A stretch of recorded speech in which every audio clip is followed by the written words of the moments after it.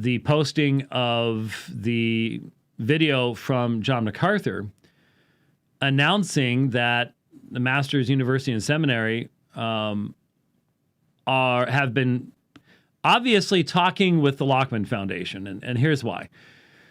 I don't know if I don't think you've even seen this. Have you seen this?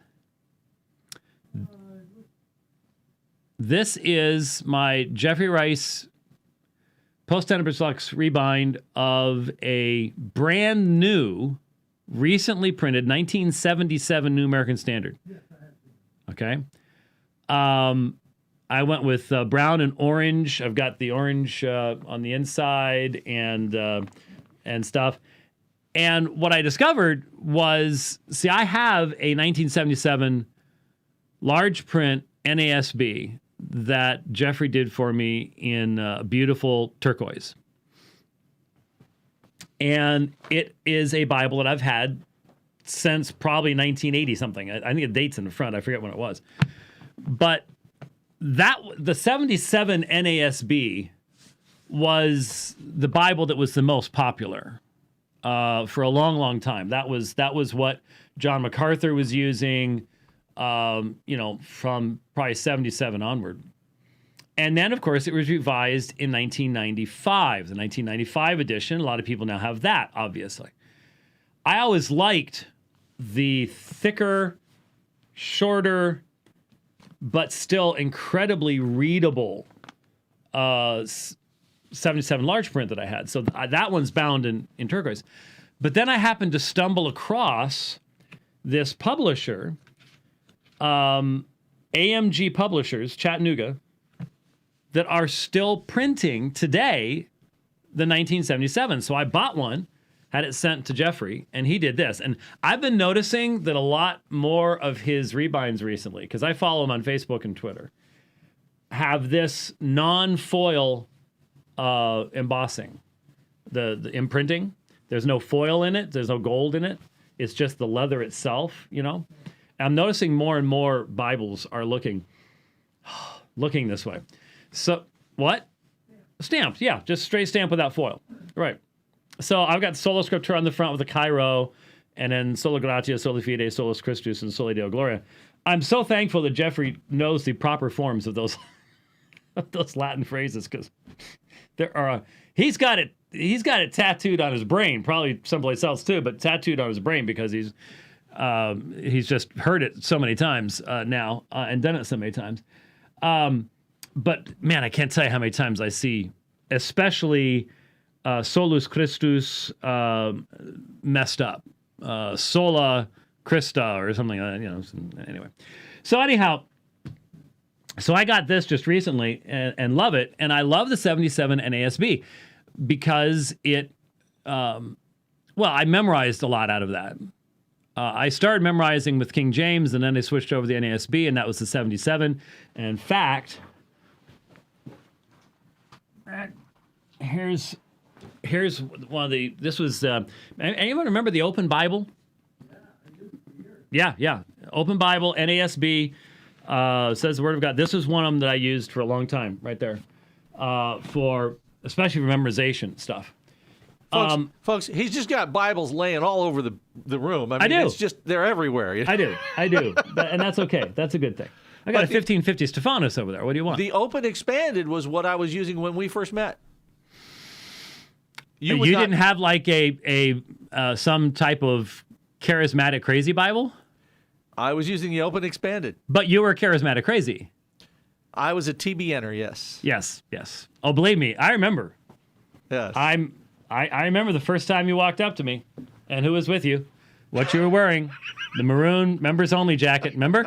Yes. Yeah. And you had a wild look to the eye. How you doing, man? Oh yeah. I was like, gotta watch this one. This could be bad. Anyway, how did we get on to that? Anyway, so 95 NASB comes up. And right after that, I became involved with it because of my King James Only book and defending the textual basis and stuff like that. So I had some involvement there for 6, 7, 8 years, something like that. And then that sort of ended. And most people know that there is a 2020 edition coming out. Now, I have been sent some review chapters to look at, and I simply haven't had the time. I've got too much on my plate. I've got too much on my plate. There are so many things I want to do programs on, do teaching on, do debates on, and there's not enough time in the day to get it all done. So I haven't had a chance to look at it. But those who have felt that for some reason the 2020 is going to go a direction that old-time fans of the NASB don't want it to go. So I knew that, the Preacher's Bible that came out year before last, I think, or maybe the year before that, I remember now, at which I do not have. I was offered one, but I said, there's no reason. I use almost exclusively electronic, and I've got these beautiful Geoffrey Rice things, so there's no reason to do that. But Steadfast Bibles, which puts that out, I learned, I forget when, within the past year, has an agreement with Lockman that they're going to be able to continue to produce in 1995 even once the 2020 comes out. They don't have to switch over, which I found interesting. Then last evening, John MacArthur announces on his video from deep in the bunker of Master Seminary, wherever it is, that they have signed the contracts, done whatever they need to do with Lockman, to where they are going to produce the Legacy Standard Bible, LSB. Sounds like a landing craft in World War II. The LSB, Legacy Standard Bible,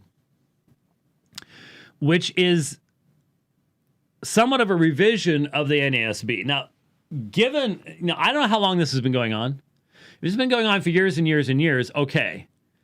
But if this is a fairly recent thing, this cannot be that much of a revision, because to do a revision where you're literally retranslating and applying standards of how to deal with prepositions and it's complicated. It's a huge, huge task. It's massive. And so I'm thinking this is going to be the 1995 NASB with some upgrades, but pretty much still the same translation. And Dr. MacArthur mentioned two of the upgrades. The first was the rendering of the Greek term doulos, which is translated as servant or slave, because it can mean either servant or slave. I mean, there's lexical information, manuscripts, written works, contemporaneous to the New Testament, that utilize doulos of either one. So you could have a servant who was not technically a slave who was a doulos, or you could have a slave who was a doulos. I mean, that's... Well, evidently, the LSB,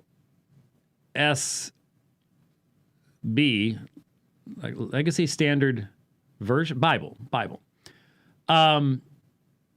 is going to consistently render doulos in the New Testament as slave rather than servant.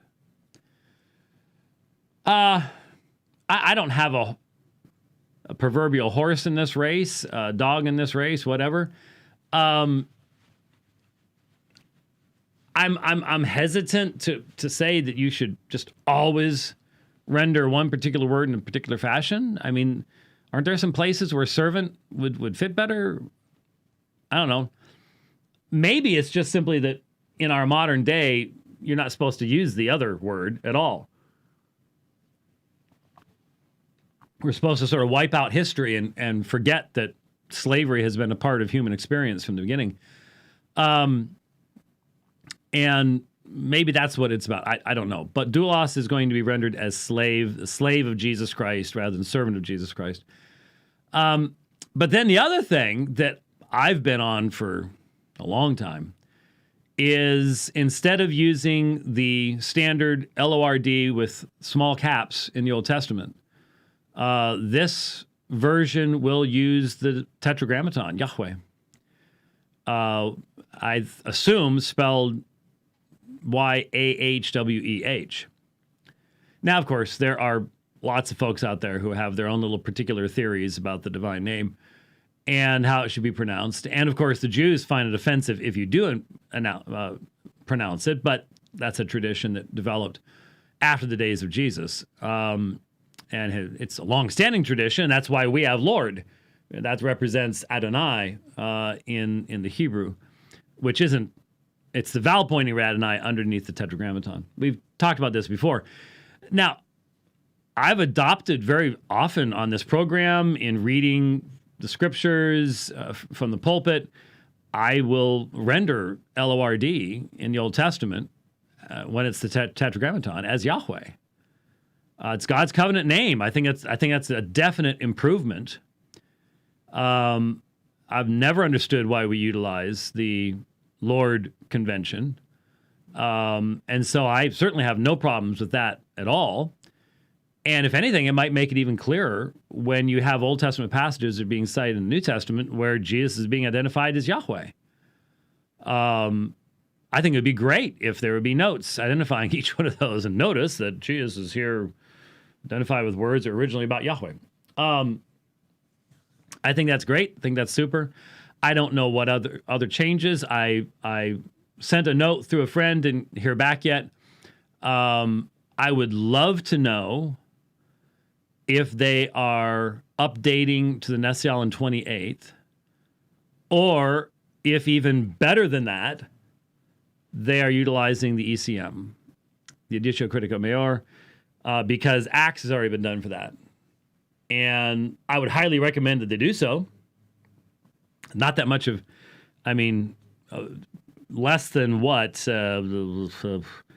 Less than 100 major places between Acts and the general epistles where there'd be a difference between the Nesial and 27th and what would be in the ECM. But I think it'd be a good idea. Haven't heard back what the textual foundation for the New Testament is, but we'll let you know. This sort of introduces an odd situation where you have a single translation that is now dividing out into various utilizations. I mean, you got us old folks with our 77s, and then you've got the 95s. There's plenty of them running around. And then you're going to have the 2020, and then you're going to have the Legacy Standard Bible. That's going to have, it could have a really broad appeal. I don't know who's going to own the copyright on it, but if Masters is given the freedom to really roll with this thing and to put it into study Bibles and into electronic versions and everything else, then they should just copy what Crossway has done, because Crossway killed the NASB, because Crossway outmarketed Lockman 47,000 to 1. And because when I first started in seminary, the NASB had the field. ESV comes along, and man, they got into people's hands, and they just let people use it and do stuff with it, and drove the NASB right out of the field. As far as popularity, sales, that type of stuff goes. So if they have the freedom to do so, man, I wonder what could be done with it. It could go a long way, because the doulos thing I'm non-committal on, but the Yahweh thing in the Old Testament I think is a great idea. And there are some other things I might suggest along the way, but it's too late for that, I'm sure. But still, fascinating stuff going on there. So I said I'd mention that, and so you might want to be keeping an eye out for that. This could keep Geoffrey busy for a while, because everybody who has their NASBs wants to get their Legacy Standard Bibles, and and send them off to Geoffrey to get the fancy dancy stuff, fancy dance cover. But we'll see. But that'll be interesting.